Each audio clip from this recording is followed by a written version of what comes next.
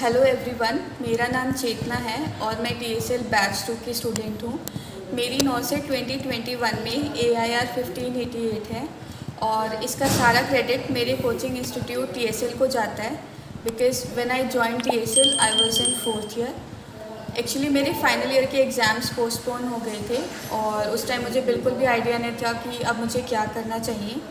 तो उस टाइम मेरी तरुण सर से बात हुई, उन्होंने मुझे काउंसिल किया and then he said, Chetna, you should join TSL and start preparing for NORCET 2021। और फिर फाइनली मैंने अक्टूबर 2020 में TSL ज्वाइन किया।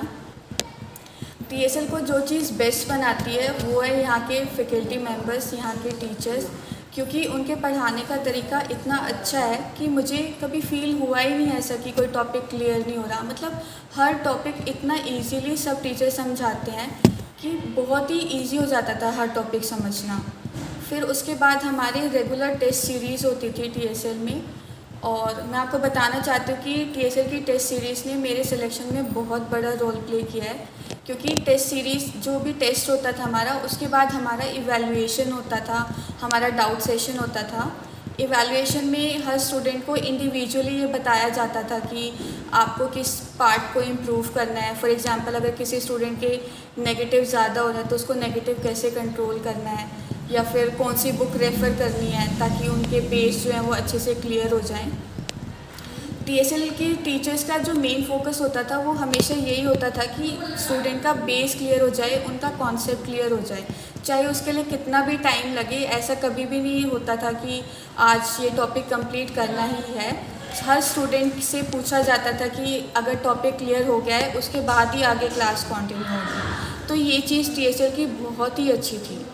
फिर उसके बाद हमारी जो क्लासेस थी वो बहुत ज़्यादा इंटरेक्टिव होती थी, स्टूडेंट्स का एक्टिव पार्टिसिपेशन होता था। ऐसा नहीं है कि टीचर आएंगे क्लास में पढ़ा के चले जाते थे, स्टूडेंट्स को एक्टिवली पार्टिसिपेट करने को बोला जाता था। और हमारी क्लास में हमेशा रेगुलर अटेंशन रहती थी, क्योंकि सर हमेशा लास्ट क्लास से या फिर ऑनगोइंग टॉपिक से क्वेश्चंस पूछते थे, तो हम हमेशा क्लास में एक्टिवली पार्टिसिपेट करते थे, अटेंटिव रहते थे क्लास में। फिर उसके बाद हमारा जो डाउट सेशन था वो भी बहुत इंटरेस्टिंग होता था, क्योंकि उसमें हमारे जो भी रेगुलर डाउट्स हैं या फिर कोई भी टॉपिक है जो हमें समझ में नहीं आया, या फिर कुछ भी कोई क्वेश्चन है जो बुक में हमें समझ में नहीं आया, तो उस टाइम पे हमारे डाउट सेशन में वो सारे डाउट्स क्लियर किए जाते थे। फिर TSL का जो मैक्सिमम सपोर्ट है वो मुझे मिला था एग्ज़ाम टाइम पे, क्योंकि it was my first attempt, और like every other student I was also very anxious.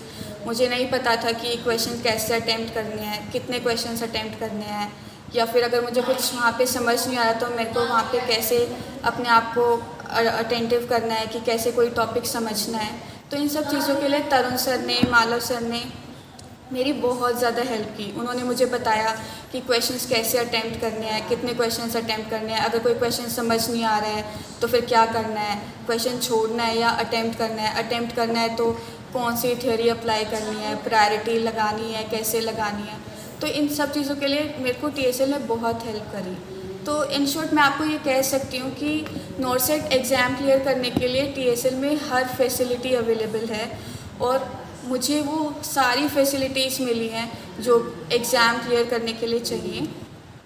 तो at last I just want to say that I feel blessed कि मैं TSL का पार्ट हूँ, और TSL के टीचर्स ने मेरे सिलेक्शन में बहुत बड़ा रोल प्ले किया है, और आई होप कि आप भी अपने फ्यूचर के लिए बहुत अच्छा डिसीजन लेंगे।